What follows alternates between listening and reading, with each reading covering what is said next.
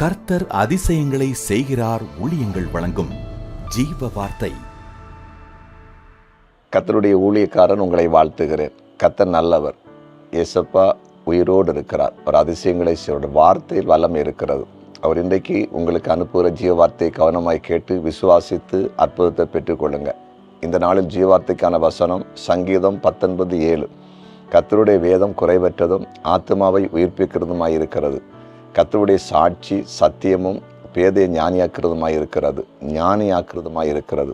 கர்த்தருடைய சாட்சி அப்படின்னா, ஆண்டவர் இந்த பூமியிலே அவர் அற்புதங்களை செய்கிறார், கிரியை செய்கிறார், வியாதிகளை சுகமாக்குகிறார், பிசாசுகளை துரத்துகிறார், சமாதானத்தை கொடுக்கிறார், தேவைகளை சந்திக்கிறார், பாவிகளை ரட்சிக்கிறார். இந்த அற்புதங்களை பார்க்கும்போது, இந்த அற்புதங்களை மற்றவர்கள் காணும்போது, இந்த சாட்சிகளை காணும்போது கேட்கும்போது பேதை கூட ஞானியாக்கப்படுறாங்க. பேதைகளுக்குள்ள ஒரு ஞானம் உண்டாகுது. அப்படின்னா இது எப்படி நடக்குது அப்படிங்கிற ஒரு மகிமை, ஒரு வல்லமை அவங்களுக்குள்ள இறங்கி அவங்கள ஞானம் உள்ளவர்களாய், அறிவுள்ளவர்களாய், புத்தி உள்ளவர்களாய், செயல்படுகிறவர்களாய் மாற்றி விடுகிறது.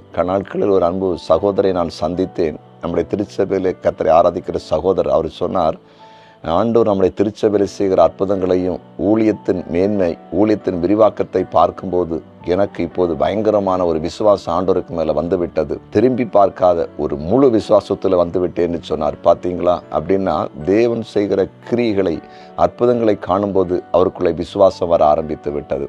தேவ பிள்ளைகளை, ஆம், ஆண்டவர் சாட்சிகளை எழும்ப பண்ணுவார். உங்களையும் சாட்சியாய் மாற்றுவார். உங்களை சுற்றி அநேக சாட்சிகளை பார்க்க போகிறீர்கள். அதன் நிமித்தமாய் நீங்கள் எழும்ப போகிறீர்கள். உங்களுக்குள்ள ஒரு விசேஷித்த கிருபை, ஒரு ஞானம், ஒரு அறிவு வரப்போகிறது. யோசிக்கிற திறன் உண்டாக போகிறது. எப்போது ஞானம் வரும்? கேள்வி வரும் பொழுது. எப்போது ஞானம் வரும்?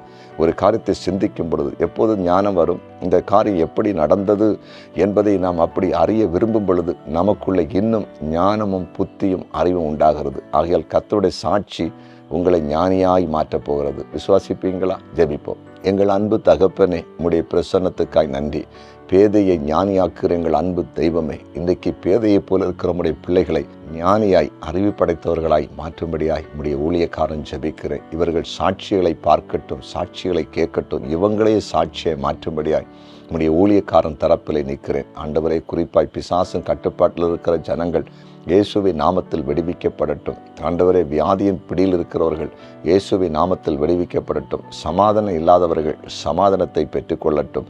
ஆண்டவரே, ஒவ்வொருவரும் செய்கிற அத்தனை காரியங்களிலும் குறிப்பாய் பிள்ளைகள் படிப்பை ஆசீர்வதிங்க, வேலையை ஆசீர்வதிங்க, வியாபாரத்தை ஆசீர்வதிங்க, தொழிலை ஆசீர்வதிங்க, செய்கிற ஊழியங்களை ஆசீர்வதிங்க.